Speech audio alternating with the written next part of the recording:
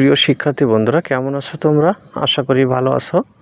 আজ তোমাদের গণিত বইয়ের অধ্যায় 12 অনুশীলনী 12.4-এর 10 নম্বর প্রশ্নের সমাধান দেব। তো এখানে দেখো 10 নম্বর প্রশ্নে যে বিষয়টা বলছে সেটা হচ্ছে কোনো ভগ্নাংশের লব ও হরের প্রত্যেকটির সাথে 1 যোগ করলে ভগ্নাংশটি 4/5 হবে। আবার লব ও হরের প্রত্যেকটি থেকে 5 যদি বিয়োগ করা হয় করলে ভগ্নাংশটি 1/2 হবে। ভগ্নাংশটি আসলে কি সেটা আমাদের নির্ণয় করতে বলছে। তো শিক্ষার্থী বন্ধুরা, আমরা জানি যে একটা ভগ্নাংশের লব থাকে এবং হর থাকে। তো যেহেতু এখানে ভগ্নাংশটির লব এবং হর সমন্বয় করে আমরা ভগ্নাংশটি নির্ণয় করব, সেজন্য আমরা এখানে প্রথমে ধরব, মনে করি ভগ্নাংশের লব x, তাহলে হর সমান হচ্ছে y। যদি লব x হয় এবং হর y হয়, তাহলে ভগ্নাংশটি আমরা কি লিখতে পারি? x/y, অর্থাৎ ভগ্নাংশটি সমান x/y। যেহেতু আমরা দুটি চলক এখানে ধরছি, একটা x আর একটা y, তো সেক্ষেত্রে আমাদের দুটি শর্ত আসবে। প্রথম শর্তে আমরা যেটা পাবো সেটা হলো, দেখো এখানে অঙ্কে কি বলছে। অঙ্কে বলছে যে কোনো ভগ্নাংশের লব ও হরের প্রত্যেকটির সাথে লব এবং হর এর প্রত্যেকটির সাথে 1 যোগ করতে হবে। তাহলে আমরা প্রথমে যদি ভগ্নাংশটি বসাই x/y, তাহলে প্রত্যেকটির সাথে কত যোগ করব? 1 যোগ করব। তাহলে x এর সঙ্গে আমরা 1 যোগ করেছি এবং y এর সাথে আমরা কি করছি? 1 যোগ করছি। তাহলে যোগ করলে কত হবে?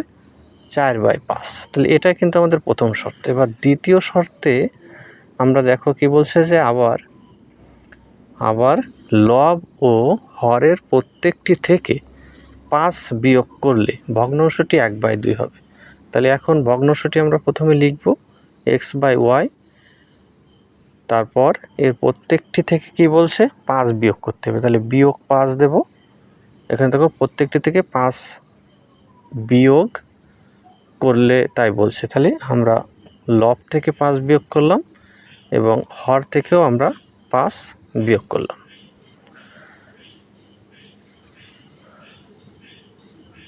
তো লব থেকে 5 বিয়োগ এবং হর থেকে যদি আমরা 5 বিয়োগ করি, তাহলে ভগ্নাংশের মান কত হবে? দেখো, আর ভগ্নাংশটি হবে 1/2। তাহলে এখানে 1/2 লিখে দিলাম। এই হচ্ছে আমাদের দুটি শর্ত। এই দুটি শর্ত যদি আমরা অঙ্ক বুঝে শর্ত দুটি তৈরি করতে পারি, তাহলে আমাদের আর কোনো সমস্যা নেই। তাহলে এখন প্রথম শর্ত থেকে দেখো আমরা কি কোনাকুনি গুণ যদি করি, 5 এর সঙ্গে আমরা x+1কে গুণ করলে 5x + 5, 4 এর সঙ্গে যদি y+1কে গুণ করি তাহলে 4y + 4। এখন চলকগুলোকে এবং সংখ্যাগুলোকে যদি আমরা সব বাম পাশে নিয়ে আসি, তাহলে 5x - 4y + 5 - 4 সমান হচ্ছে 0, বা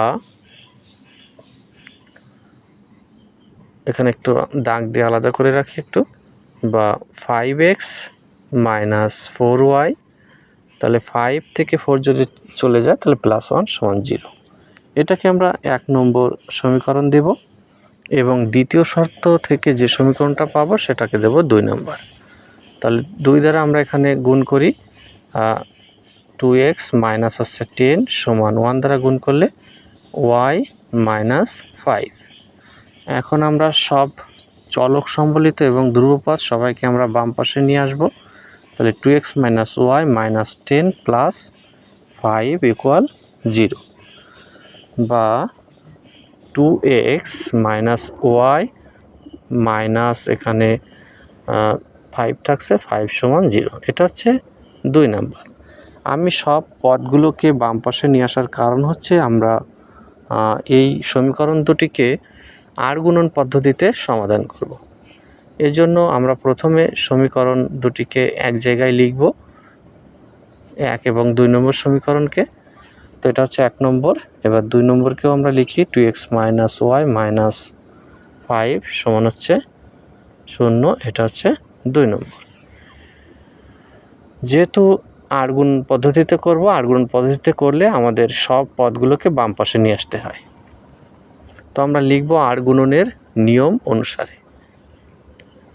তো প্রথমে আমরা এক্স বাই যখন লিখব তখন এক্সের অংশটা আমরা বাদ দিয়ে লিখব, তখন -4 তার সঙ্গে গুণ হবে -5, বিয়োগ চিহ্ন দেব, সূত্রের বিয়োগ, এরপর আছে 1 সঙ্গে গুণ হবে -1, কারণ ওয়াইয়ের সহগ এখানে -1। এবার ওয়াই বাই লিখব, মাঝের অংশটা অমিট থাকবে, তাহলে 1 সঙ্গে আমাদের গুণ হবে 2, বিয়োগ -5 সঙ্গে গুণ হবে +5, -5 × 5। এরপর আছে ধ্রুবপদের অংশটা যখন আমরা বিবেচনায় আনবো তখন 1 বাই লিখব, তখন ধ্রুবপদের অংশটা অমিট থাকবে, তাহলে 5 সঙ্গে গুণ হবে -1, তাহলে 5 × -1, এবং সূত্রের আমরা বিয়োগ দেব, সূত্রের এই বিয়োগ দিলাম, এরপরে গুণ হবে -4 সঙ্গে 2। তো এই হচ্ছে আমাদের আড়গুণের নিয়ম অনুসারের সূত্রটা। এখন প্রতিটা অংশ আমরা ক্যালকুলেশন করব। এক্স বাই, এখানে মাইনাসে মাইনাসে প্লাস হয়ে যাচ্ছে, 4 5 হচ্ছে 20, তারপর দেখো মাইনাসে মাইনাসে +1 সমান ওয়াই বাই 2 সঙ্গে 1 গুণ করলে আমরা পাচ্ছি 2, মাইনাসে মাইনাসে প্লাস, 5 আর 5 গুণ করলে হচ্ছে 25, সমান 1 বাই 5 সঙ্গে -1 গুণ করলে -5, মাইনাসে মাইনাসে প্লাস, 4 আর 2 গুণ করলে 4 2 8, বা x বাই 21, অর্থাৎ 20 সঙ্গে 1 যোগ করলে 21, সমান y বাই 25 যোগ 2 অর্থাৎ 27, 27, সমান 1 বাই -5 + 8, তাহলে থাকছে +3, তাহলে 1/3। এখন এক্স চলকের অংশটুক এবং ধ্রুবপদের অংশটুক আমরা সমান সমান লিখতে পারি, অর্থাৎ এক্স বাই 21 সমান 1/3, অথবা আমরা লিখব ওয়াই চলকের অংশটুকু তার সাথে লিখব সমান সমান এই অংশটুক সমান এই ধ্রুবপদ 1/3 লিখলাম।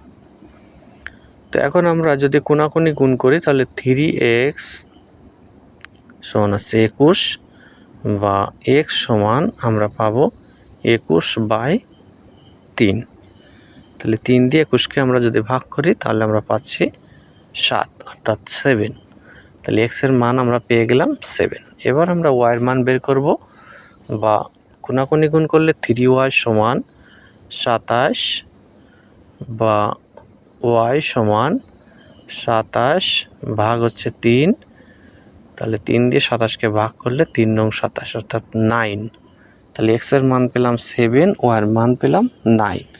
তাহলে এখানে লব হচ্ছে 7 আর হর হচ্ছে 9, অর্থাৎ প্রকৃত ভগ্নাংশ। তাহলে আমরা এখানে লিখতে পারি যে ভগ্নাংশটি সমান x বাই ওয়াই, তাহলে x এর মান কত এখানে 7 এবং y এর মান হচ্ছে 9। এই ছিল আমাদের ভগ্নাংশটি। তো আজকের পর্বের আলোচনা এ পর্যন্তই। আশা করি শিক্ষার্থী বন্ধুরা তোমরা খুব সুন্দরভাবে এবং ভালোভাবে